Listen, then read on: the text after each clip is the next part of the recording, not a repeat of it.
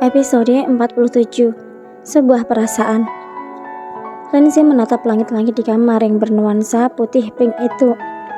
Tepat 3 hari yang lalu, dia menempatinya.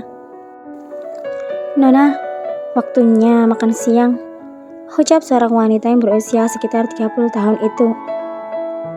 "Ines, sebenarnya siapa tuanmu itu? Kenapa dia melakukan semua ini padaku? Padahal kita tidak saling mengenal," tanya Lindsay. Ines mendekat ke arah Lindsay. Dia mengarahkan wajahnya ke sisi kiri gadis itu dengan membungkuk. "Tuan itu sangat tampan dan sepertinya dia sangat menyayangi Nona," bisik Ines. "Kalau begitu, beritahu aku siapa dia dan kenapa selama 3 hari ini dia tidak mau muncul di hadapanku." "Sepertinya Tuan sangat sibuk, Nona. Tapi sepertinya dia juga sangat mengenalmu," jawab Ines. Lindsay mengingat satu persatu orang-orang yang dia kenal dan pernah dekat dengannya. Tapi dia tidak menemukan nama satu orang pun yang dia curigai. "Apa Kevin?"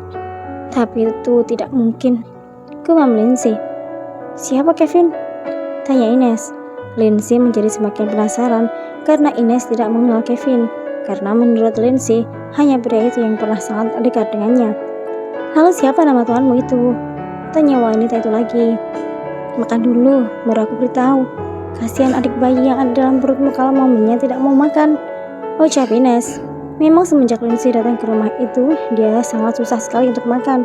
Terkadang dia hanya mau makan kalau ingat ada kehidupan lain dalam perutnya butuh nutrisi. "Baiklah, aku akan makan. Tapi setelah itu kamu harus berjanji memberitahukan siapa orang yang telah membawaku ke sini," ucap Lindsay. "Baiklah Nona. Tolong jangan panggil aku Nona. Kamu masih terlihat begitu muda. Bahkan mungkin kita seumuran," ucap Lindsay pada Ines. "Haha, umurku sudah 30 tahun. Aku ini lebih tua darimu, Nona," jawab Ines tergelak. "Ah, benarkah? Tapi kamu masih terlihat begitu muda. Mungkin karena faktor selalu bahagia. Aku tidak pernah terlalu memikirkan masalah kehidupan yang akan membuat kita stres.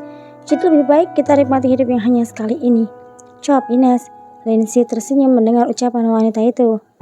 "Ajari aku menikmati hidup, Ines," pinta Lindsay. "Menikmati hidup itu sangat mudah. Jangan terlalu membawa ke dalam pikiran setiap masalah yang kita hadapi dan berdamailah dengan takdir hidup. Karena sebenarnya manusia itu mempunyai 2 sifat yang saling bertolak belakang. Kalau kita suka memikirkan suatu masalah dalam hidup, kita tinggal memilih jalan yang satunya, yaitu tidak usah terlalu dipikirkan," jawab Ines. Lindsay hanya terdiam. Entah kenapa tiba-tiba dia teringat dengan Kenzo. Apakah aku terlalu mengekang pria itu? Apa aku terlalu egois? Lindsay membatin. Di dalam lapas, tempat yang pernah Lindsay tempati, Kevin terlihat menelpon seseorang. Sedangkan Mira sudah dari tadi sibuk berjalan ke sana kemari. Dia begitu terkejut saat mengetahui bahwa Lindsay sudah tidak ada di sana. "Bagaimana sayang? Apa kamu sudah tahu keberadaan Lindsay?" tanya Mira. "Aku sudah menelpon beberapa orang, tapi tidak ada yang tahu tentang Lindsay. Hanya tadi saat aku menelpon kepala polisi Tuan Andrew, dia hanya mengatakan bahwa Lindsay telah dipindahkan tempat. Tapi dia tidak mau mengatakan di mana tempat itu," jawab Kevin. "Sebenarnya apa yang terjadi?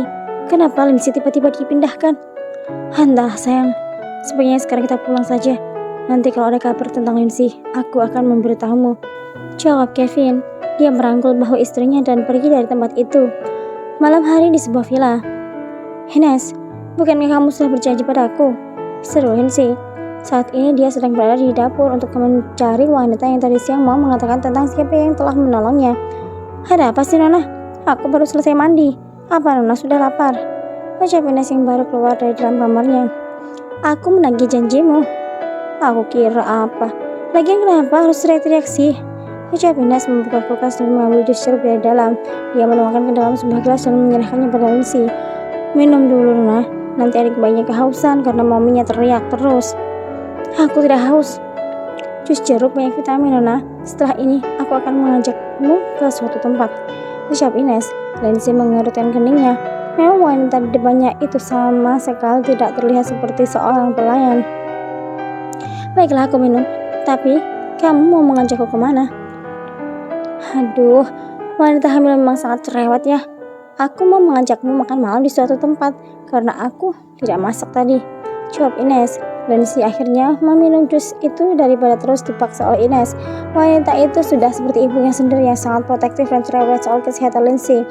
Bicara soal ibu, tiba-tiba wajah Lindsay berubah sendu. Jujur, sebenarnya dia sangat merindukan kedua orang tuanya. Tapi sepertinya dia harus menahan rindu itu karena Lindsay sudah seperti anak yang dibuang oleh keluarganya. Kenapa jadi sedih? Apa jusnya kurang manis? Tanya Ines. Lindsay menggeleng. Jusnya manis dan segar. Sekarang ayo kita makan malam. Aku sudah sangat lapar.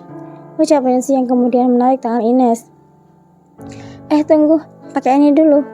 Suruh Ines mengambil paper bag di atas meja. Apa itu? Ini dress untuk ibu hamil. Lihatlah perutmu yang sudah membesar ini, Nona. Masih saja memakai kaos seperti itu. Sebaiknya cepat ganti sana dengan dress ini. Ucap Ines memberikan paper bag yang berisi beberapa baju khusus untuk ibu hamil. Lindsay masuk ke dalam kamarnya yang memang berada di lantai bawah. Setelah beberapa saat, Lindsay keluar memakai sebuah dress warna biru muda. Dia terlihat lebih anggun dengan dress itu. Ayo, kita pergi ke suatu tempat. Ucap Ines menggandeng tangan Lindsay. Ibu hamil itu hanya menurut saat Ines membawanya masuk ke sebuah mobil. Kemudian Ines duduk di belakang kemudi dan kemudian menghidupkan mobil itu. Kenapa aku tidak yakin ya kalau kamu itu seorang pelayan? Ucap Lindsay memejamkan matanya. Kenapa tidak yakin, Nona? Ya, penampilanmu ini lebih mirip bodyguard wanita. Jawab Lindsay. Sedangkan Ines hanya tertawa mendengar ucapan Lindsay. Apa tuanmu itu seorang kepala mafia? Tanya pemilik itu. Bukan. Jawab Ines menggeleng. Apa seorang CEO? Bukan juga. Dia hanya karyawan biasa. Jawab Ines. Lindsay menjadi semakin penasaran dengan orang baik itu.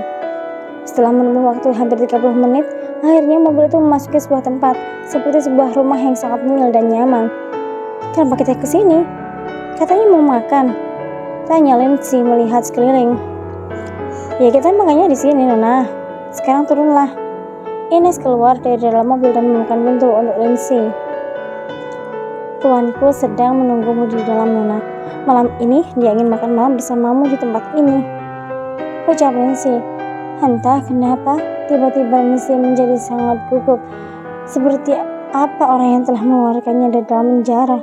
Dengan langkah hati-hati dan dada yang berdebar, Lindsay masuk ke dalam ruang rumah mungil itu.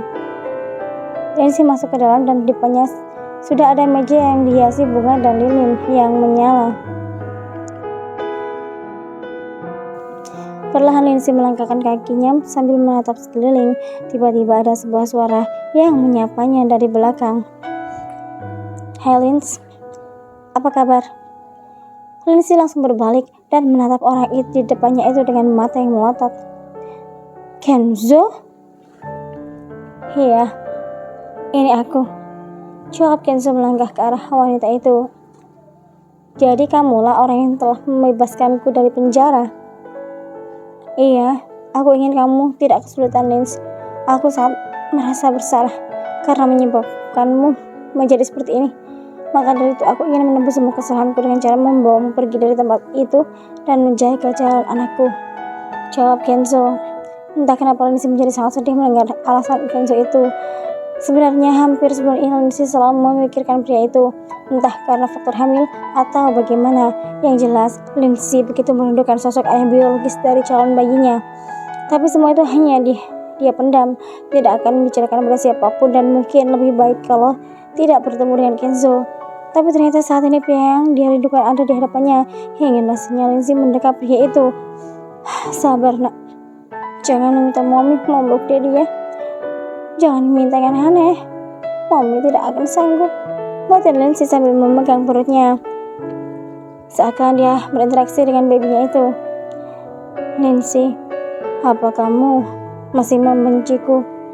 Tanya Kenzo yang melihat Lindsay hanya diam saja. Saat ini Kenzo menatap Lindsay yang begitu berbeda. Aura kecantikannya lebih memikat saat dia hamil. Bahkan pria itu melihat Lindsay yang begitu seksi dengan perutnya yang sudah membesar itu. Aku tidak membencimu, Ken. Hanya saja kalau bukan karena anak ini. Apakah kamu juga akan menolongku dan membebaskanku dari dalam penjara? Pertanyaan Lindsay sangat mengejutkan Kenzo. Aku tidak tahu, Lindsay. Saat ini yang kupikirkan hanya ingin melindungi dan menjagamu. Dan